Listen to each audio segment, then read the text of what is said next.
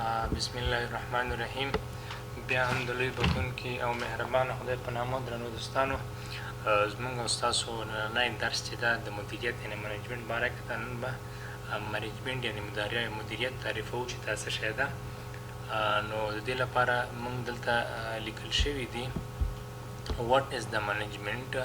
یعنې منیجمنټ څه شی ده؟ منیجمنٹ is a process of achieving goals by utilizing organizational resources effectively and efficiently.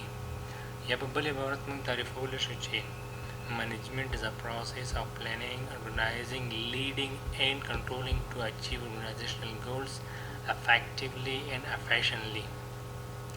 دې نه موږ پښتو تعریف داسې کولی شو، یعنې داسې هدفونه اخیستلی شو چې منیجمنټ په لغت کې اداره کولو ته یا په اصطلاح کې د انساني او مادي ځواک په واسطه په کم وخت کې او په کم مصرف سره د سازمان موخو لاسته راوړلو ته مدیریت وایي. یعنې په عامه اصطلاح سره د یوې ادارې یا د یو ارګنایزیشن دغه اهداف چې کوم دي دغه په کم وخت کې او په کم مصرف سره لاسته راوړلو ته مدیریت وایي.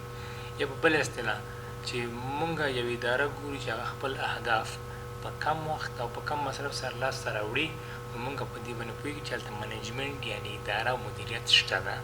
د دې په اصطلاح باندې دې نه وروسته دوی دوه اصطلاحګانې راوړي دي چې یو افیشنسي ده او چې هغه اچیوینګ ارګنایزیشنل ګولز ویت لیست ریسورسز یعنې لیست کار سره، یو افیکټیونس ده چې رایټ ډیسیژن اټ دی رایټ ټایم یعنې لیست ټایم. د دې معنا دا ده چې په کم ریسورس معنا هغه منابع چې دي که نه، هغه که مادي منابع که مالي منابع او که چېرته انساني منابع، یعنې په کم منابعو سره یعنې په کم پرسونل سره په کم مصرف سره د دغې ادارې هدف لاسته راوړل دي.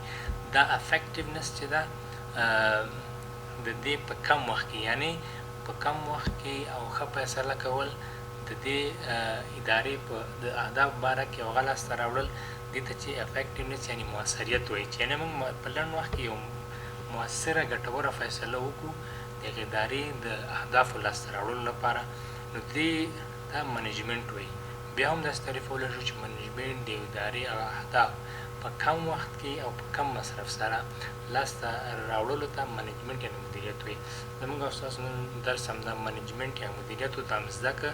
د نه وروسته به موږ په پلانینګ، ارګنایزینګ، لیډینګ او کنټرولینګ باندې غږېږو چې دا څه شی دي او دا به تعریفوو. تر راتلونکي درسه پورې د الله په امان.